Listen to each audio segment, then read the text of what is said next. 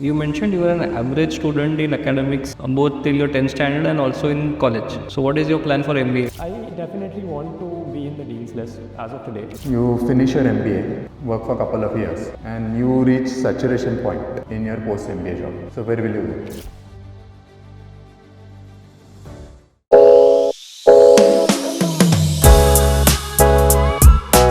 Hi, Aarav.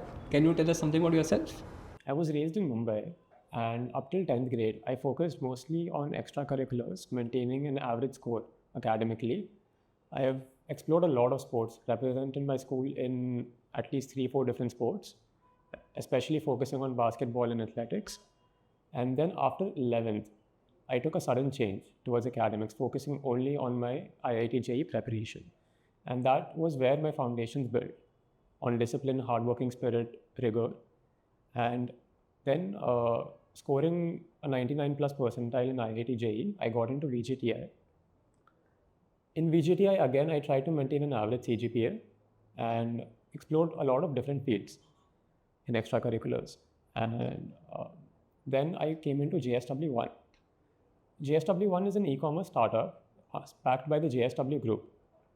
And here I had a lot of opportunities to grow under really, really experienced managers. What does this startup focus on? We are in e-commerce for commodities. We give everything end to end, from the commodity to the credit needed by the buyers to the Quantities. numerous commodities: steel, cement, copper. We're onboarding right now, blocks, TMT, and we're looking paints also we offer, but we're looking to onboard a few more products in the near future. So, what's your role in this company?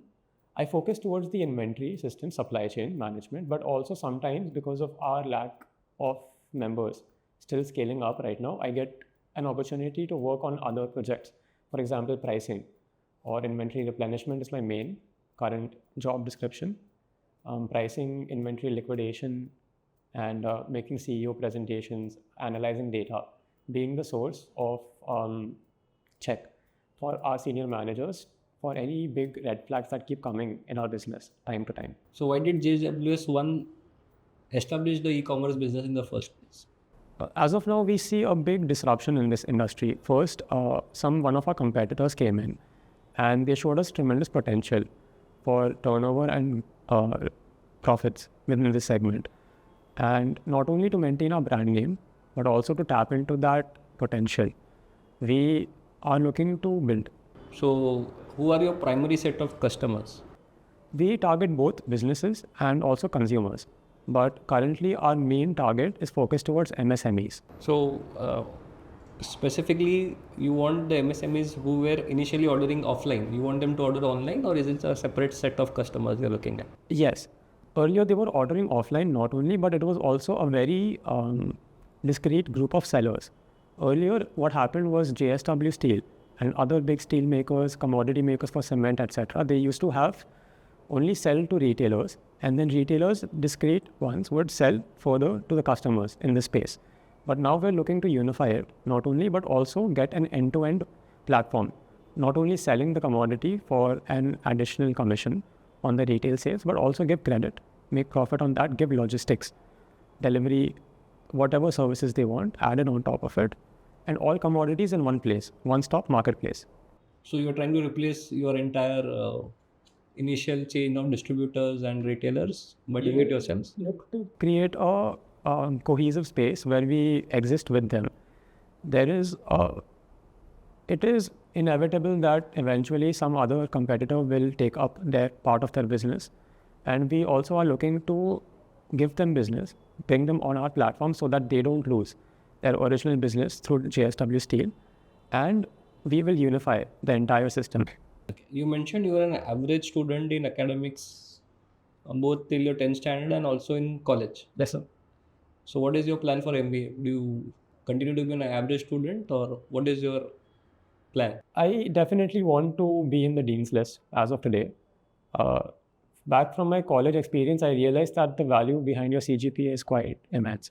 And I became very competitive after that. Nearing the end of my college days, coming into corporate, I realized I just got a competitive fire inside me. What is Veer Mata Jijabai most famous for?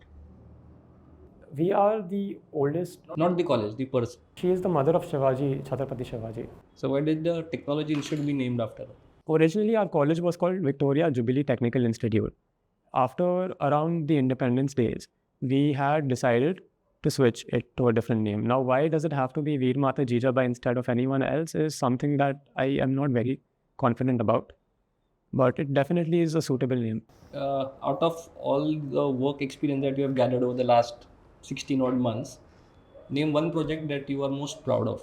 It would be the inventory replenishment model. I managed to improve the sales by a significant amount. Being a startup, the total amount increased was about 40%, but effectively the optimization would have increased the sales quantity by about 20% and also improved our inventory health. This is definitely one of the most proud projects I have taken. Can you tell us a little more about the model that you were discussing? Being a startup, our demand forecasting models are very restricted since our sales quantities they tend to keep doubling every year.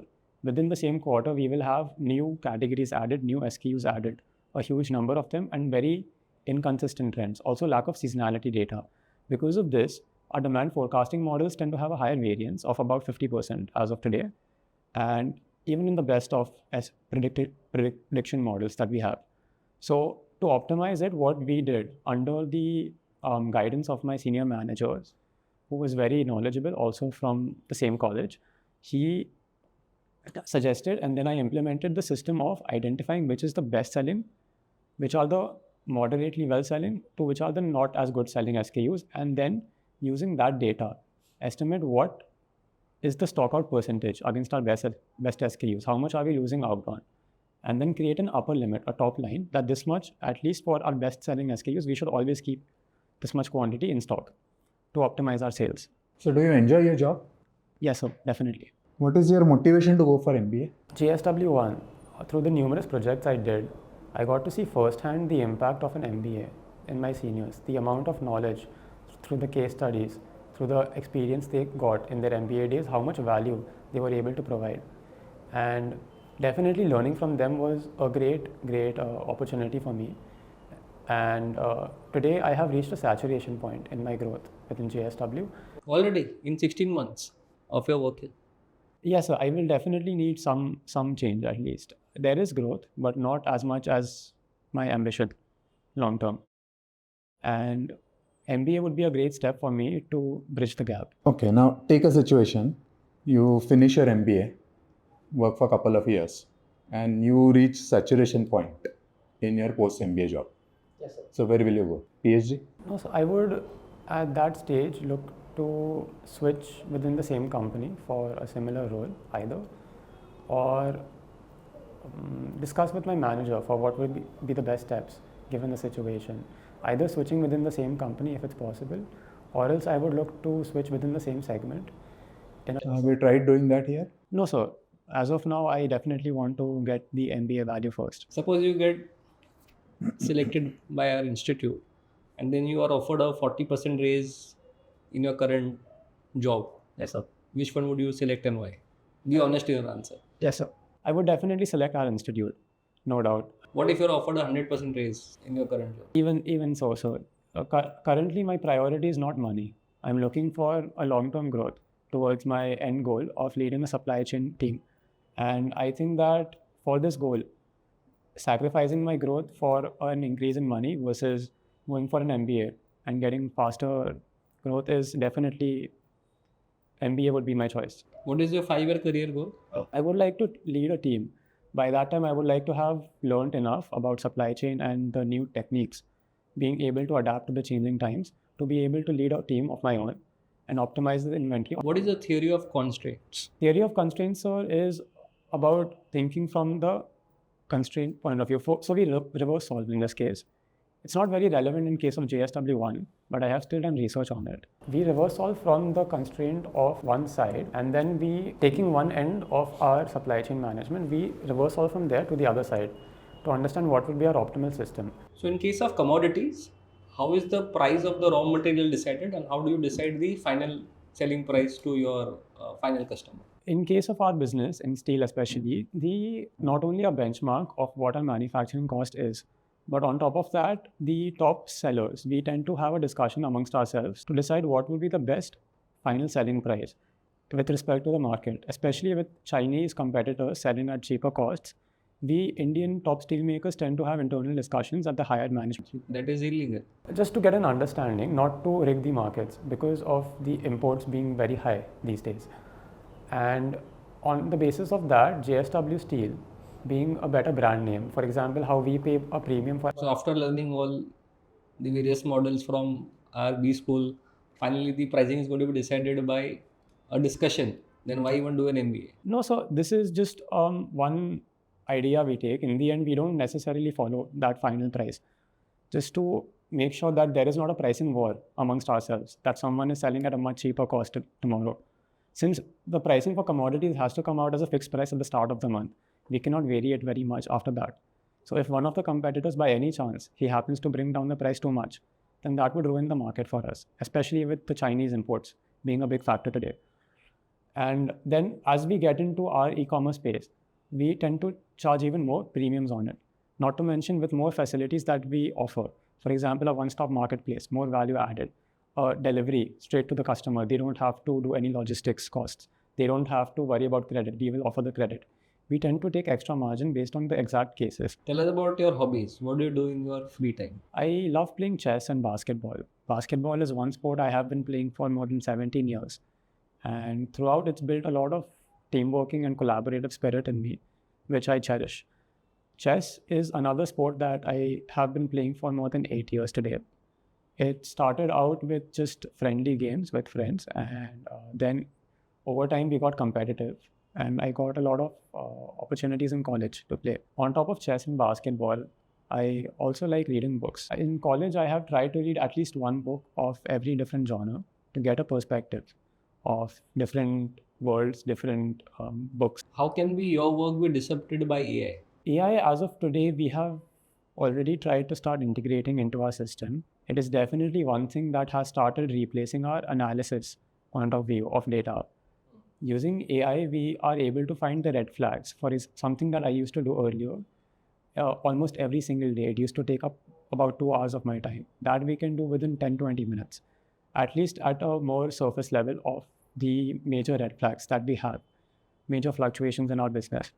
But I think that at the end of the day, without the business intelligence, no amount of AI, no amount of raw aptitude would be able to replace us in the business. Yeah. It might be able to reduce our workforce for the ones who are not very knowledgeable at the lower levels. But in the end, I don't think it would only make the life easier for at least the senior management. What are your weaknesses? One of my major weaknesses up till now is when I'm given a task which is not only ambiguous in terms of having to explore how to approach and do it, having to learn from seniors, but also with a deadline under a lot of pressure. This is one area that I have up till now in JSW One not performed very well in. So you don't perform well on tasks which have a deadline. With a very, very tight deadline and ambiguity in it for the approach. So everything in B school will have this nature. There will be very tight deadlines, and there would be some ambiguity involved. So what would you do? I'm working on improving on it. As of now, I have tried to understand from my senior managers. Every single time, whenever there is ambiguity, I first make a point to go and consult some senior manager with relevant experience to see how he would deal with the situation. And then based on their feedback, I would accordingly take steps.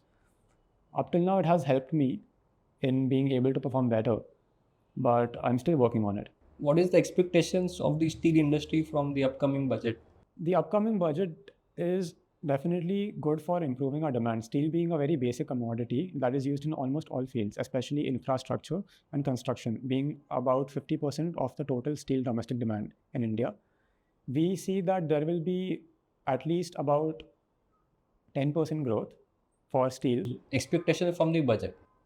Yes, sir. The budget is the main driver, the amount of funding coming in from it. The budget doesn't directly impact the steel business, but through the increase in demand from the various segments, it is increasing our demand up to 10%. I'm still not very sure. What is the expectation of the steel industry from the budget? Budget has not directly impacted the steel business, so it is hard to quantify for me exactly how much we can expect from the budget alone. I'm sure there might be market experts who could be able to do it, but I'm not very sure for. Which is your dream company to work for? I look forward to working in Zara or Toyota or JSW One. Either of these three companies are my dream companies. Why Zara? Zara has a very, very innovative model for supply chain, sir. When I read about it, when I researched on their system, I was very impressed. And to be able to see and work in such an environment firsthand would be a dream opportunity. Anything else that you'd like to inform us about your personal life, your skills? JSW One, along with my academic experience so far, has inculcated multiple skills in me. Not only discipline, hardworking habit, and rigor, but also coming into JSW One, I had the opportunity to learn firsthand, being a startup environment, from the very experienced managers. Multiple skills from people management, from negotiations, pricing strategies, and inventory management, and be hands-on involved in big decisions that we take. And I think that this is the value I bring to your college and the peers. Great. Thank you, Aarav. Thank you, sir. Thank you, sir. Thank you. Interview's over. So, how do you think it went? I think I fumbled in a lot of places, especially nearing the end, and some answers were definitely very ambiguous from my side. But I don't see any very strong red flags in the interview. Okay, so let's get into the detailed feedback. See, before we begin with the specific points, just one general thing, that be a little louder. Otherwise, one misinterpretation from the interviewers could be that you're lacking in energy. So that is not so much of a concern in your case, but you never know. It all depends. I found the interview to be lacking in energy. Given that you're still only 23, 24, I would expect you to be a lot more energetic in your interview. So you should be appearing enthusiastic to join the college.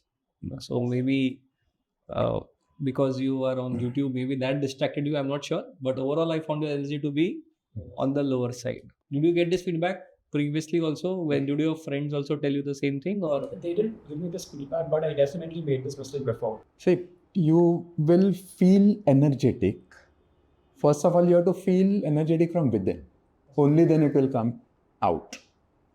Now, just think of the change that getting admission into a B school will make to your career. It will take you into a completely different trajectory. Right? It will change your career in a better way, in numerous ways. So if that doesn't make you feel enthusiastic, what else will? Then, in your introduction, so you mentioned a lot of things that are irrelevant and which shouldn't have been mentioned.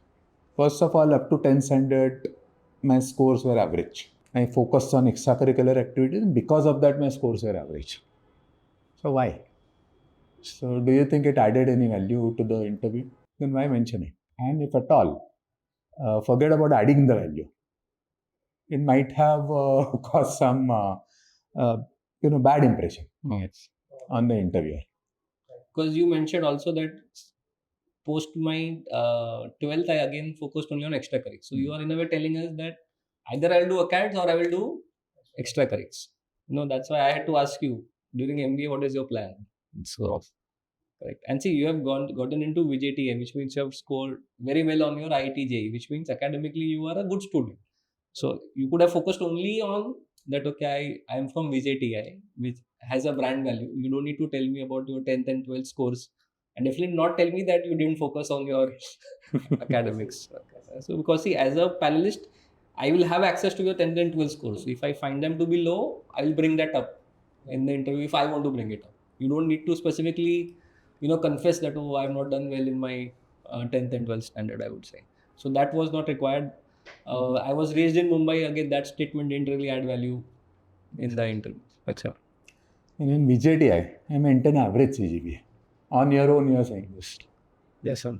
So they have that data, right? 6.88 CGPA. It's an average CGPA, fine. But why do you want to bring it on your own? Right. Probably not. Then, first of all, your introduction need not be in chronological order. Up to 10th standard, I was there. Then 12th standard, I did that. Then I joined VJTI. Then I started working with JSW One and all. See, what is a really strong point in your overall profile? At the moment, say your work experience and VJDI. And These two extracurriculars things. also he has actually done a lot. Huh. So you can mention So- these 3 points, Ah. like sir mentioned, that you mentioned JSW One and very specifically mentioned. See, when you say JSW One, say it's a e-commerce startup focusing on selling ABC commodities. Correct. So that introduction you'll have to mention that. So that is one point. VJTI is the second point, and you never mentioned you have done electronics. And then third is that I've done a lot of extracurriculars. So extracurriculars on your resume and on your form is a really strong point, but in this interview it never ever came up. So enter the interview saying that okay, I will land these 3 points in the 30 seconds, 40 seconds I need to speak. Nothing else matters. Don't speak about Mumbai, don't speak about average acads, etc. Only these 3 points. Can I skip everything up till 12th? Yeah, why not? It is completely up to you. What do you need to mention? See, the idea of introduction is that you bring up some 2-3 really strong points about your career, about your overall profile, so that it leaves interviewer with no other option than to ask question on that and take the interview in that direction. Right? So it's your interview. So you should be in a position to set the agenda for the interview, not the interview. 30-second long introduction. 30, 45 seconds. You don't want to mention anything which you are not comfortable talking about, first of all, which doesn't add any value and which doesn't interest the interviewer. So these 3 points are more than enough. You can talk about it. And then when it comes to your work experience, so what is it that you do? So that point was need to be slightly more elaborated. Yeah, I had to really push you to get what you do. You did ask follow-up. Yeah. I had to because I didn't understand what you do in the company. Correct. So that should come from you, not from the panel. Yeah. In the introduction, you may not want to talk about all the points related to your work experience, what is it that you do, but at least some lead, some couple of sentences, 2-3 sentences. This is what I do, this is my company into, this is my role. That's it. In the introduction. So for example, I just reading from your resume, you will have to refine it. That I work as a business analyst in JSW One, and I specifically look into inventory management. Correct. That is what I understood from your role. Maybe you'll have to define better. So this should come from you in your tell me what was the answer. We had to really keep digging in to figure out, okay, you work with JSW One, so we didn't know what it does. So 2-3 questions around that. What is your role? So it took a lot of effort to reach that line. So that should come immediately from you, so that we know that okay, speak about commodities, speak about inventory management. Yes. Yes. Then, why JSW got into e-commerce? Sir asked that question, and you talked about completely different things about it, which is not related to the question at all. So don't. That has happened at least 2-3 times. That your answers are nowhere related to the questions asked. So maybe you are not very sure of your answer, so you keep rambling. Like even the budget question, that I had to remind you twice that okay, or you could have upfront said, sir, I have not read about it.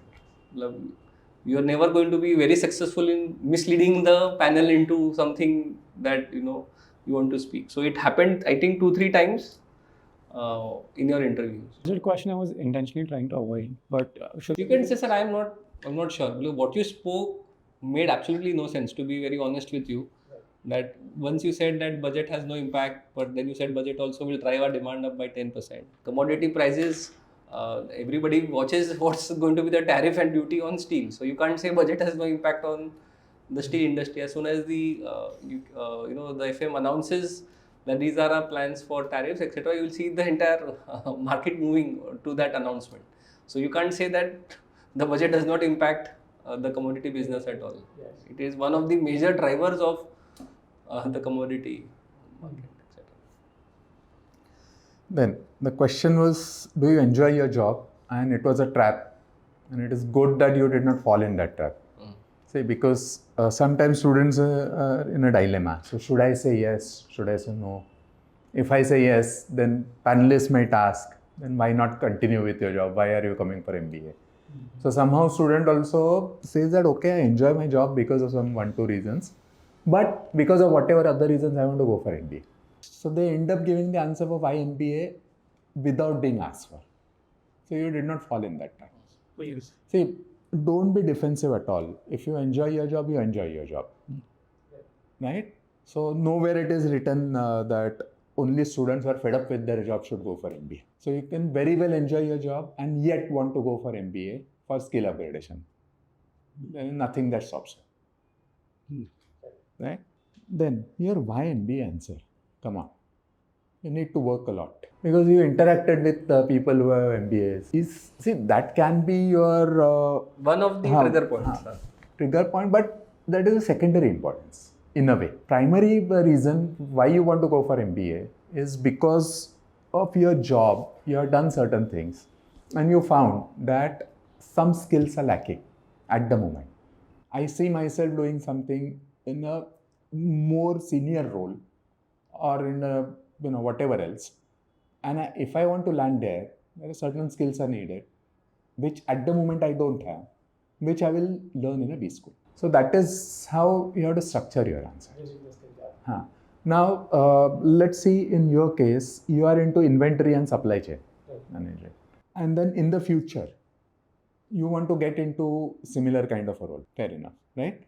Do you think you have all the information about inventory and supply chain at the moment? Probably not. Right? So can you come up with certain incidences from your work experience that you came up with some solution and probably that was not really the right solution or the most optimum solution, and if I had known something which is taught in more details in inventory supply chain management courses, I would have been in a position, a holistic, quote unquote, holistic perspective to this answer. See, one of our professors always used to say that no problem faced by the organization is only a finance problem or a marketing problem or an operations problem. It is an organization problem. So, if I want to solve the questions or the problems faced by any organization, then I need to know about all the functionalities of the business. I need to know a little bit about finance. I need to know a little bit about marketing, operations, everything. That is where Only then my solutions would be right solutions. At the moment, from my work experience, I have gathered some information about inventory and supply chain. I need to improve on that also.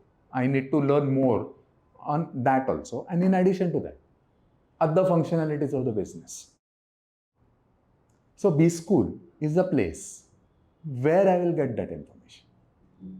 So whichever interview you are sitting in, just go through their curriculum, see what all points or what all subjects they teach. That really interests you. You may not know everything about that, and that is expected also, because if you know everything, why would you come there? It's as simple as that. But at least have some idea about what is it that they are teaching, about the clubs and other activities on campus. I think IMS portal has those content, right? Yeah, we have put all of that on the portal. Yeah. And see, just demonstrating what he mentioned. See, you are working on inventory, which is supply chain. You mentioned you worked on pricing, which goes into the finance domain. You are trying to establish a new sales channel, which is completely into sales and marketing. So what he mentioned, that every problem is not related to only finance, marketing, it's an organization problem, right? So your job profile actually fits beautifully to what he just mentioned, right? So you can demonstrate that I need to know finance, marketing, sales, I need to know budget, I need to know economics, so that I can do my job well, correct? And see, coming to your answers about your work experience, honestly, I found the depth to be missing. When I asked you about theory of constraints, the answer was completely off. Even around how do you manage inventory, pricing, all of this are very off. And you said all the companies meet and we discuss. I am sure that's not how pricing will work at JSW One. So again, if you don't know something, say, sir, I don't know something. Okay, don't just randomly guess an answer, because then you got into a trap. Visibly, your confidence dropped after those answers, right? Because you realized, oh, I'm, now caught in the corner, right? So if you don't know something, at least show the awareness that I don't know We don't expect every candidate to know everything around the company. Otherwise, you would not need an MBA at all. So, right? So be honest about that and be self-aware that my answers are off in this case. So that depth around your work was not up to my expectations, at least. What about you, Girish? Yeah, I agree. You said you have reached a saturation point in your job. Big negative.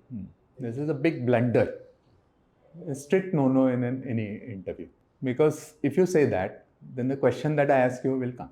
And that will it will catch you on the wrong foot. See, you don't want to criticize anything you have done so far. So in a way, you criticize your own academic performance up to 10 standard.